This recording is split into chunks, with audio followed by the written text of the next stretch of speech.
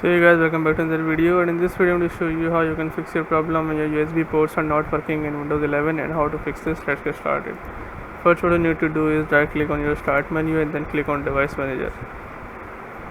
Now what you need to do is click on this little arrow and then select all the devices one by one. Just right click on it and then click on disable and then enable it again. Just repeat the process for every single one, and once you do this, restart your PC and hopefully your problem solves. If your problem still occurs, so make sure to comment down below so we can bring a detailed guide on this video.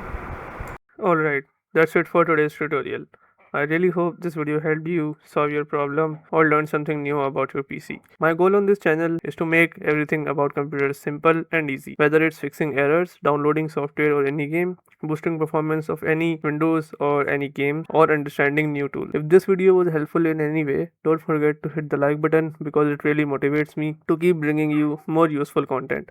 And if you're new here, make sure to subscribe and turn on the notification bell so you never miss any future tutorials, tips, and PC fixes. Also, if you're facing any issues or have any questions related to computers, Windows, software, or anything technical, drop them in the comments. I read all of your comments and I'll try my best to help you out. Thanks a lot for watching. Take care of your system, keep learning, and I'll see you in the next video. Thanks for watching.